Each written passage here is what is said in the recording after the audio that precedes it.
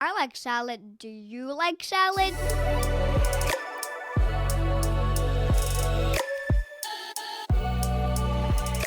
Hi, I'm Hostion Ho. I'm living in Vancouver, BC, Canada, unceded territory of Musqueam, Squamish, and Tsleil-Waututh nations.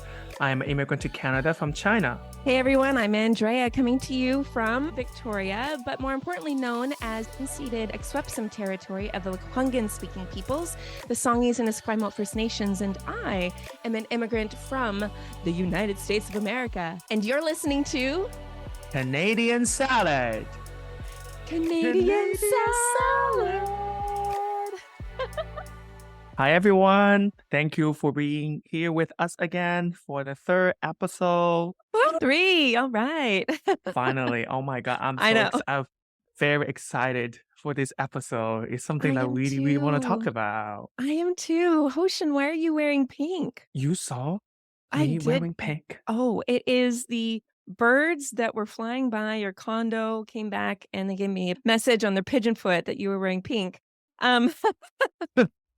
Yes, I saw a bee on your dress. What is that? Well, it is the classic bee that represents Barbie.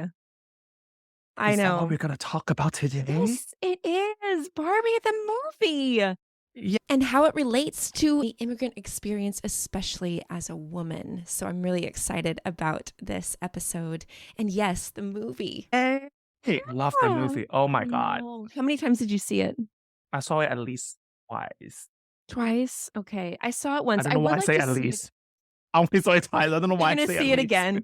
Well, I mean, it's a really entertaining movie, and it is something that I would love to see again, just because I feel like there were a lot of things that I'd like to just re-sit with. So I didn't have enough time to sit and digest. So, Yeah, same. yeah. The movie was great. That's why I saw it twice, and Mhm. definitely gonna see a third time for sure. So, what do you like about this movie?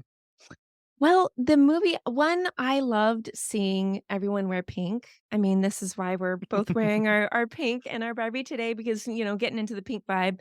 It Yeah. just, when you are in one collective space and you're collectively joining together with complete strangers, there is something so beautiful about that moment in time when you can just all share the same excitement, laughter, joy, tears over something you can identify with. And I also love the fact that it did not shy away from the feelings of frustration and anger about the negative impact that dolls, specifically the Barbie doll, had on girls and their body image. I struggle Yeah. with body image issues my whole teenage and early adulthood. And when I think it was the daughter of America Ferrera in the movie, she gets all mad at Barbie. I was like, thank you. Spoiler It's alert. yes. Oh, yes. Hey, if you haven't seen the movie, don't listen to this episode. Replay the last Too one. late. We haven't given away the ending. No one knows the ending yet. But Oh, those, okay. yeah. But those two things I think really impacted, at least on the surface level, those were the things that I most enjoyed, that it wasn't completely plastic in some of its messaging. So, Good analogy. Gonna completely yeah, plastic. I know. I'm a Applause to Barbie girl. that. That's right. Thank you. How about you, Hoshin? What were some impressionable things about going to see the film? I want to echo to your point that I also love seeing people going to the theater again, that kind of communal experience or enjoying something, laughing together, crying together. Yeah. Love that, especially after the pandemic. So Mhm. that's a very great experience for me in Yeah. general. And I also want to mention that the second time I went to see the movie, there was Mhm. this lady came a bit later, and then she obviously came along, she sat next to me, and then we watched the movie together. Towards the end, we both were bawling, we're just Aw. crying.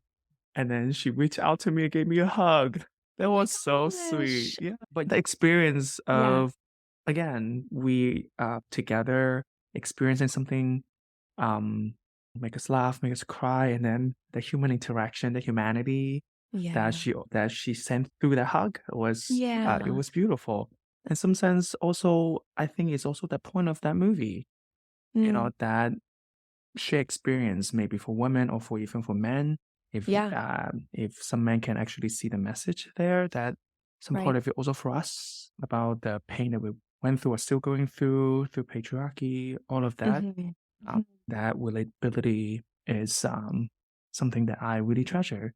Like you said, regardless of gender, if you are willing to give the movie the space to see some of these messages, then you can be really, really impressed and changed by them. Did it release in China? It did. It did. Okay. Well, it's still going on in It's still China. going on. Okay. And it was also really talked about, and when a lot of women, same as in Canada too, were talking about the movie about feminism and about the oppression they have endured.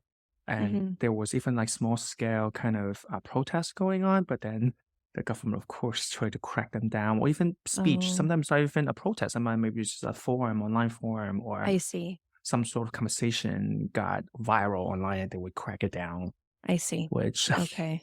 Mm, unfortunate, but too bad. well, Yeah. you Yeah. know, The friend that I went with, she said that at the end of the film, she said it felt like a love letter to women. In some oh, ways, it well, to felt like some women. to some women, yes, and we're gonna get into that. But it did feel like no matter who you want to be, at least this is the surface level message. You can be that. Yes, I agree. Yes. But that is a part of the bigger whole that we're going to talk about and how it relates to feminism when we are incorporating our cultures and our traditions in a combined space such as Canada. What does that look like? And Yeah. so that's why we're going to get into some deeper things and maybe have some criticism, some healthy criticism of the film as well, because it did miss the mark in many areas just as much as it Yeah, impacted I in a positive agree. way. But also disclaimer here. Um, I think we both know the movie is like 2 hour-ish. Same as a Yes, podcast, it's only like 30, 40 minutes. right. This to form has a time limit. Of Yeah. course, we understand feminism, especially as a topic, is very, very big. We Gosh. can't, neither the movie Yes. nor us can cover everything.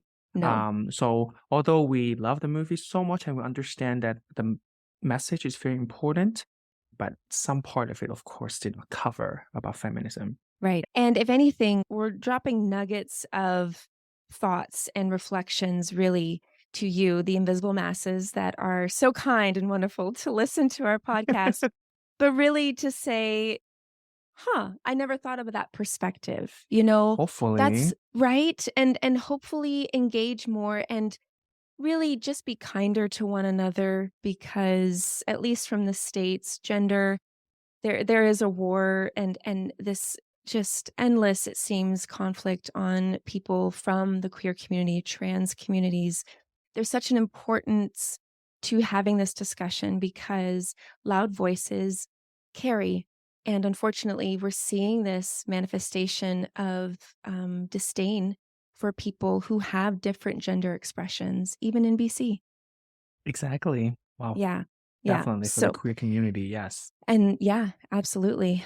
So what we're going to do next is we're going to do our best short definition of feminism and how that related to the overall themes we saw in Barbie. So for I'm going to define feminism though, because I feel like many of these terms, patriarchy, misogyny, a lot of these terms are just thrown around loosey goosey. No one's really looking at what does that actually mean. So feminism, just to give you a very brief definition, it is the belief in social, economic, and political equality of men and women. Right? It started with the women's suffrage movement back in England and then leaked into the United States where all women didn't have the right to vote and all these things. And so basically, feminism is as a framework to say we want to be as equal as men in this society. So Yes. men are in leadership. Well, we want to be in leadership. Men are the ones going into the 9 to 5 jobs. We want to have a job too. The men are voting. We want to vote too. So loosely put, that is feminism, or more specifically, white feminism. And that was an overall theme, though. I think Barbie was really exploring when she went into the real world, quote unquote. She Hmm. left Barbie land and she saw what it was to be a female in the real world and how Mhm, mhm. differently she was treated than Ken. Mhm, mhm. In many ways, it highlighted that importance of, look, this is the reality of what women face in the real Mhm, world. mhm. Mhm. But it also jabbed at Barbie's desire to have these unachievable standards, right? That it Yes. was, and that's what was, I think, the beautiful transformation was that she came to this realization that she didn't have to rise to these perfect standards. Mhm. Um, Even though she was very naive and very much, not even aware of what it is to be a woman. But I think that speaks to a larger message for myself as a woman. Like I want equality, but I don't know what that looks like. Sometimes I really don't, because of systems that have been here for a really long time and because I've Because been it has oppressed you to even imagine what a free world for you is like. Mhm. Yeah. Yeah, absolutely. The end of the movie, I think, was really, really powerful, and I'll let you expand if you had any reflections, Hoshin, on the end, which I think was the most tender and most beautiful part of the movie was seeing the full I agree, circle of yeah. life Yeah. I was encompassed like in yeah. yeah. I Mhm. was crying. I was crying so much at the end of the movie. Mhm. I agree with you that the movie, most of it is talking about feminism and patriarchy, but then at the end of the movie, I love that it touched on what is what it is to be a mother, the motherhood part of it is really touching, especially Mhm. when Oh, Ruth, yeah, yes. talked Mhm. about the mother like to stand still so the daughter can go far and look back how far they have been. Um, Yeah. that was really touching. And then Mhm. that montage of showing two girls growing up and then enter their old age. That also was beautiful Mhm. because it also summarized what humanity is like, this kind of circle of life, as you mentioned, and also the idea of when Barbie said, "I don't want to be in an idea. I want to do the imagining." That is also Yes. also another elevation of Yes. humanity that we Yes. are capable of imagining. Yes, imagine, Mhm. same Mhm. as women, like imagine what it could be for you if you achieve true equality. Mhm. The world is your oyster. What would Right. that world look like for you? Yeah. I also Yeah. love that we have the Yeah. ability to imagine to do things that Mhm. a plastic doll cannot. Right. Right. Yeah. Our ability to create, and then our ability to say, can we create who we wanna be Exactly. That ultimately, right? yeah, Can we the have that imagining. freedom? Yeah.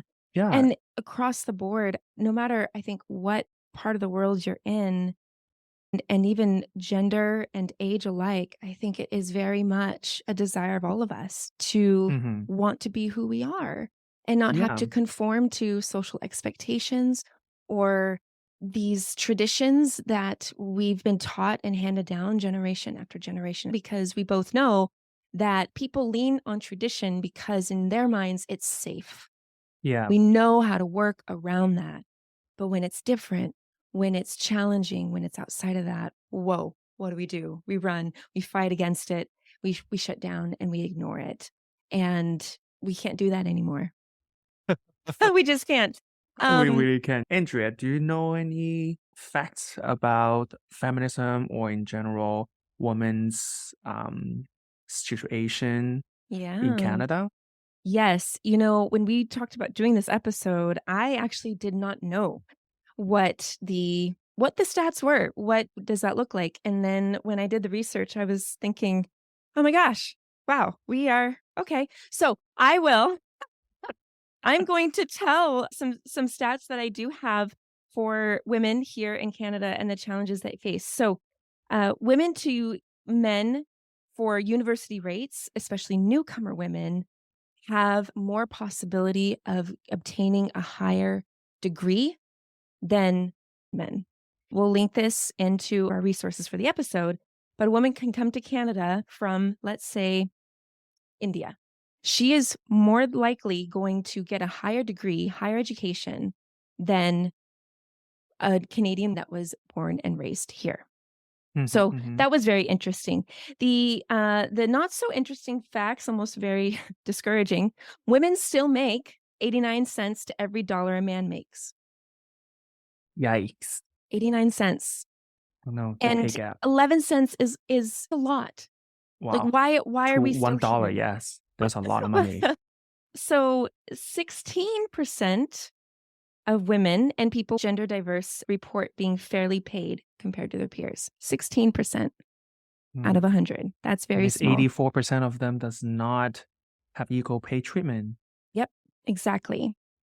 This was another astonishing statistic that I pulled from Stats Canada, that if we continue in this pattern, in these trends, we will accomplish pay equality in 267 years. Oh my At the God. rate that we're going, Probably the dinosaur gonna be back at that they time. will. There's probably going to be worms. There's going to be, trees that now can talk. I don't know, but 267 years. It's That's crazy. if we Oh my continue God. on the trajectory that we've been going on for women's rights in Canada. I'm not talking about any other country. I'm talking about Canada. The I last know. the last stat I want to share here, and this was something that we'll get into a little bit more, but Canada ranks 56th in the world in terms of female leadership in their higher governments. The top Yeah. country that reflects female leadership, do you know which country that is? New Zealand? New Zealand's up there, but higher than New Zealand is Rwanda. Ooh. Oh, wow. Yes, That's Rwanda. amazing. It is. Canada has 30% female representation in parliament. This is according to a statistic back in 2021. And so New Zealand was 49.2%. The UAE was 50%. And Rwanda was 61.3% of That's their leadership amazing. Love that. are women. Canada, come on. What are we doing? I What know are we what we're doing. doing? I mean, I think I told you that before, but Canada, in the history of Canada, there was only one prime minister that was woman, and she was not in office for very long, and she was only in the position because of many coincidental situation happening. She was not Really? even like because got She was a elected seat for it. warmer. They were just like, can you just keep this chair warm while we get the man for the job? I know, and I remember 2015 when Justin Trudeau have a gender balance cabinet. Um, And then the reporter even will ask, like, why? Why? Of course, it was a man that said that. Anyway, not all men are that way. I do not hate men. Anyway, we're gonna get in. Yeah. So those are the facts in Canada. I actually have one more fact I want to share. So in Yeah. 2021, Okay. RBC Economics released a data after analyzing many of the facts and numbers during the pandemic, especially focused on job loss. They found that women are 10 times more likely to lose job compared to men. What? Yeah, 10 times? 10 times, and especially youth, visible minorities, newcomers, and moms. That's astonishing. That is such an astonishing number for sure. Especially in the report, the visible minorities, the newcomers, and the moms are Mm-hmm. mostly Mm-hmm. targeted Mm-hmm. in that report. So it is definitely a message to a lot of our immigrants here. Even though It maybe is. many people think Canada we achieve equality or close to it. Actually, Yeah. we're not. If we look We're not. closer, we are not that much different than many No. other country. No. This kind of superiority that we're feeling definitely not supported by data. Mm-hmm.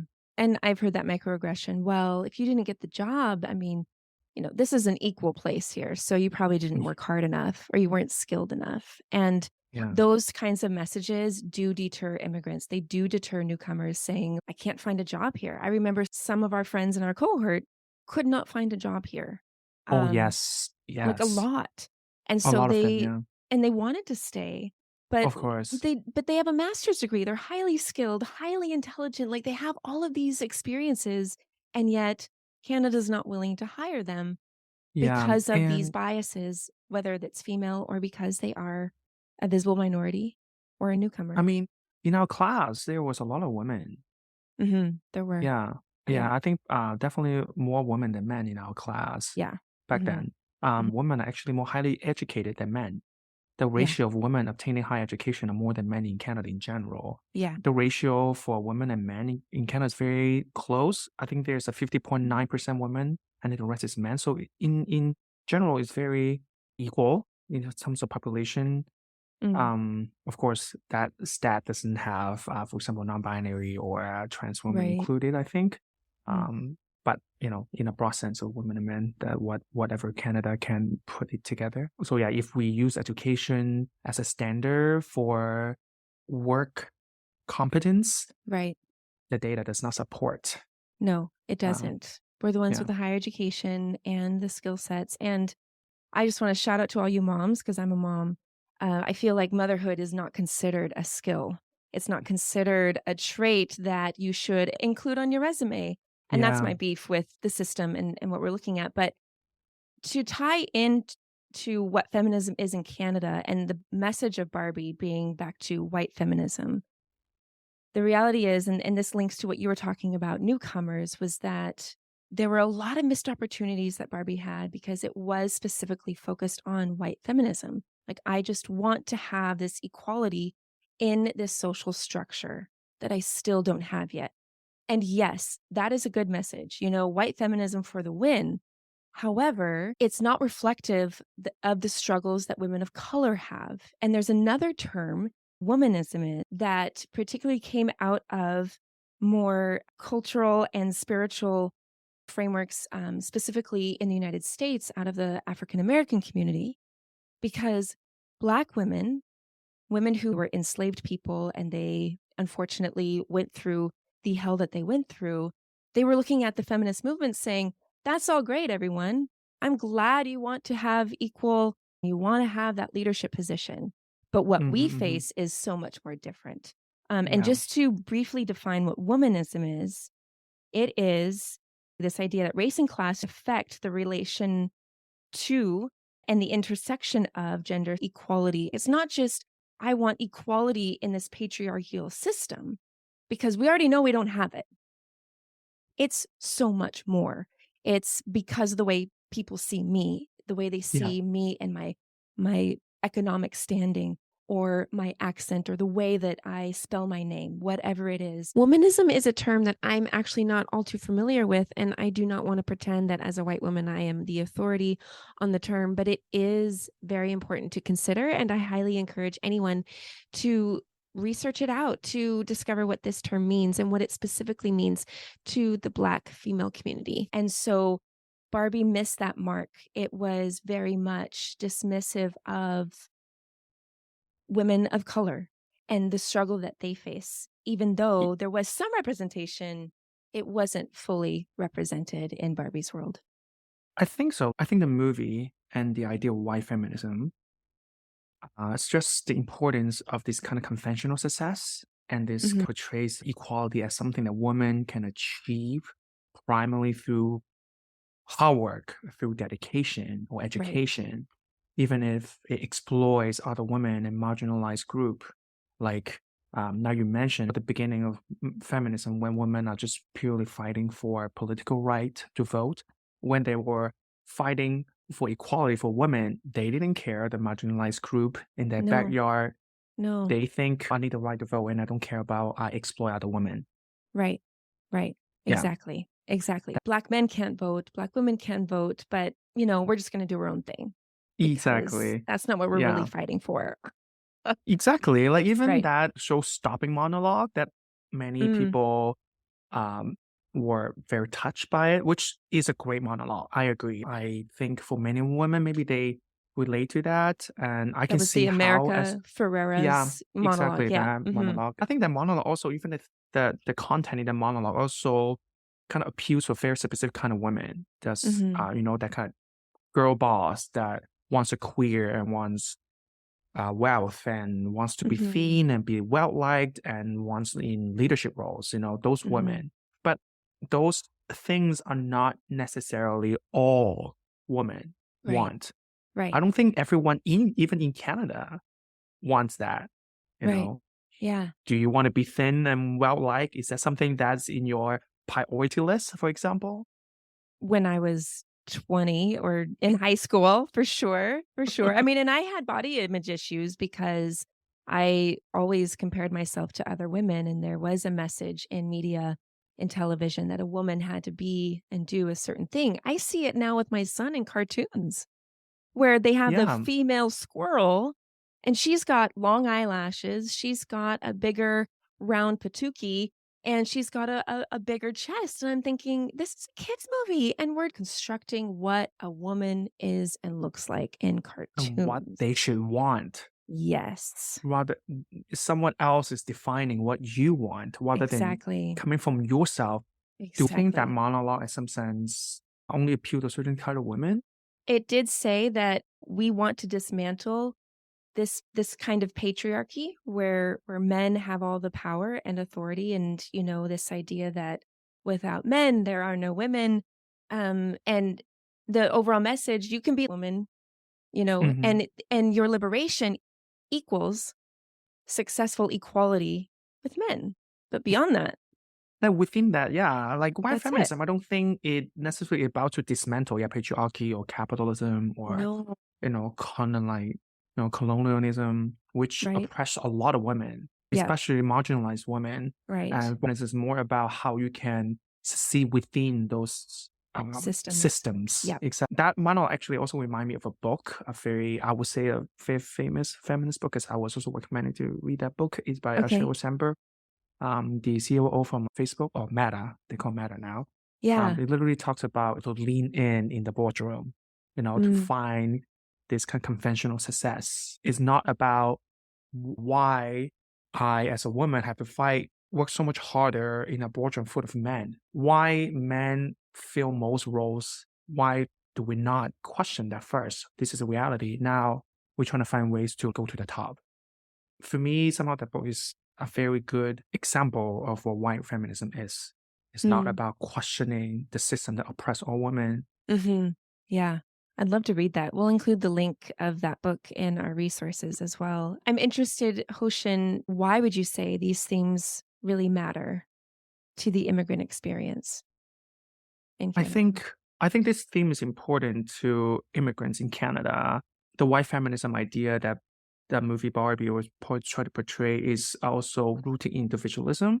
And for me, culturally very collective. Maybe I more care about my family or the community Mhm. that I built. I don't necessarily want to like seek leadership roles or be seen to be well like. It doesn't speak to me. Mhm. So as an immigrant coming to Canada, if that's what the message I have been told, I think I need to be diligent. That is only one part of the society wants. That's only Yeah. part of the women. Some women wants. Right. Me Right. as an immigrant woman that had a different set of value, different sets of idea, Right. different experience of oppression. I don't necessarily have to listen to those ideas. I can have my own set of idea. A Right. free woman, meaning I have options. I think that's why it matters to immigrants, Right. is Yeah. to know that your idea of feminism and their idea of feminism not necessarily aligned, but then yours also as valid as theirs, even though maybe Mm. yours is not in a big theater screen. Right. Right. And to your point, I think it's very easy to project our ideas of what freedom for a woman looks like towards immigrants who come here. I Hmm. remember working with refugees at Victoria Immigrant and Refugee Center Society. Whoop, whoop. Check them out, they're great. And so many women in particular had these microaggressions, and they were usually older white women who made passive comments like they should just stop having so much children. She knows that she doesn't have to wear that hijab, right? They were saying these things as though they were some righteous model of what womanhood or feminism needs to look like now that they're in Canada, and they weren't allowing a person from a different culture and different tradition and different belief system to be who they were. So Yeah. if that is having more children, if that is never getting married, if that is working a very high paid executive level job, if it is really dedicating your life to work in a facility with retired people, let it be yours. Be free to live how you want to live. And Yeah. we can't project our ideas of Western white feminism to the immigrant women because that's completely unfair. And that is another form of Of oppression or exactly. of So patriarchy.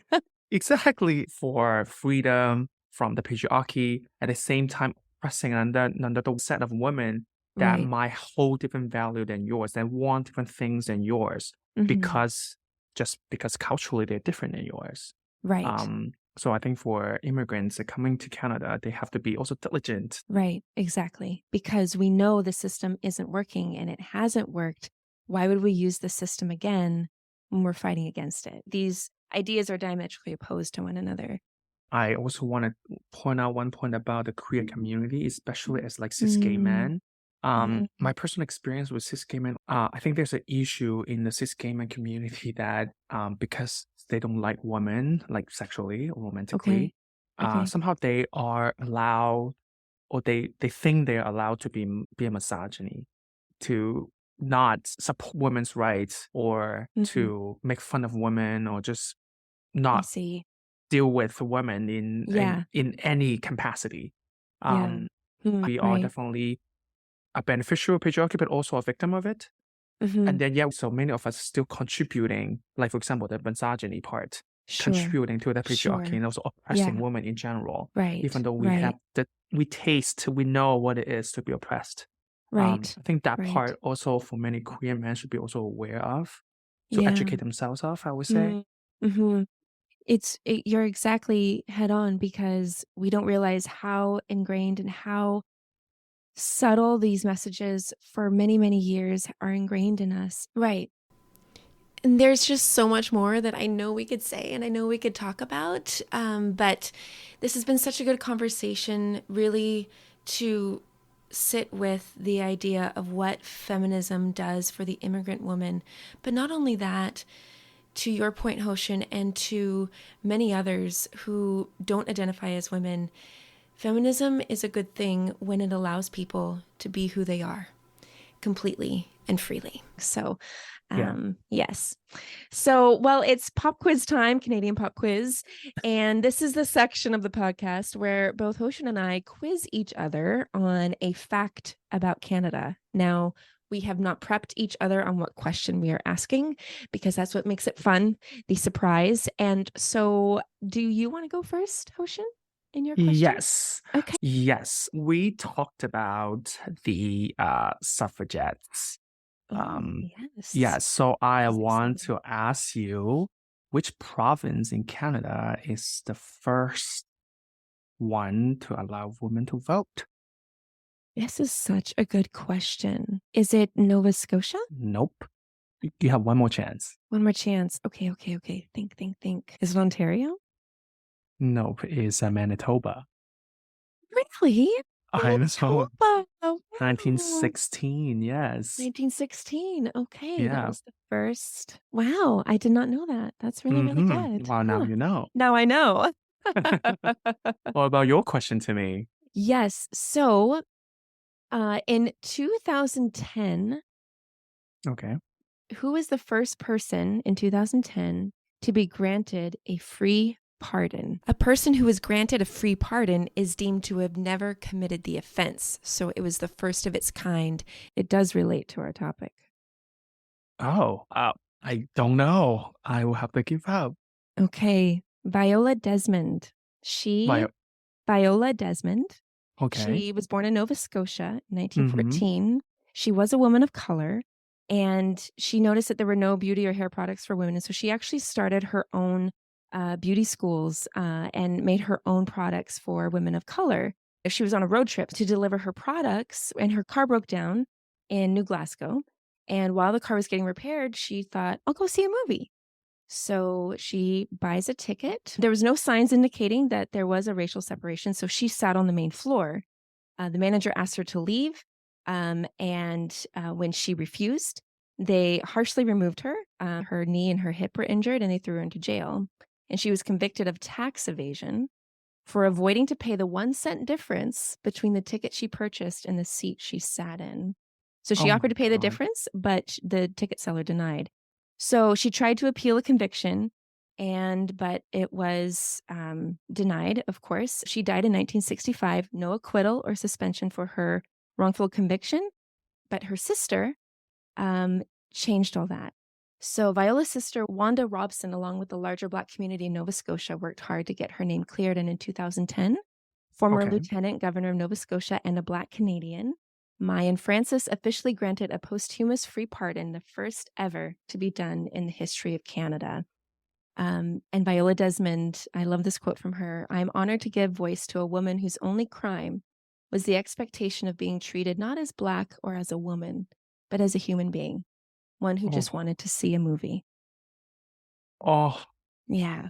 that's so poetic. Isn't it? Yeah. Viola It is. Desmond. Yeah. She was on the $10 bill for a while, the purple $10 bill. And but that was, yeah, she was an incredible woman, and it took a long time, many years after her death, to be acquitted of a crime she did not commit. But I am thankful that she was. And so I want to end with that we don't treat each other as women, as men, but that we treat each other as a human being, rightfully deserving love and Yeah. equality and kindness, no matter what. Yeah. Yeah. Yes, especially Yeah. also women, they did so much for us. They bear children. They are, they're miracle beings. Yeah. If you ask me, they're magical beings. They can bear Thank children. you, Hoshin. Thank You know, you. You get a if tattoo that says that. I am a magical human being. you are a magical human being, Oh. like if it's up to me, women should be the leader in everything. I They do should make wonder. final say. I do wonder how much Women less should, war we'd have. yeah, Yeah. women should do all the decision in this world. If it's Oh. up to me, yes. Oh, thank you, Hoshin. Well, Of not without you course. by our side. So I can be the assistant, yes. yes, absolutely. This was such a good conversation. I learned so much, and it is really, really important. So thank you, Barbie. Thank you for Yeah, thank you. Well, thank you everyone for listening. We truly love spending this time with you, and we're going to leave you with a brief poem, "The World That We All Long For." So we'll see you next episode, and I can't wait to share my story with you. Yay, can't Okay. wait. Yeah, right. Bye, Okay. everyone. Bye.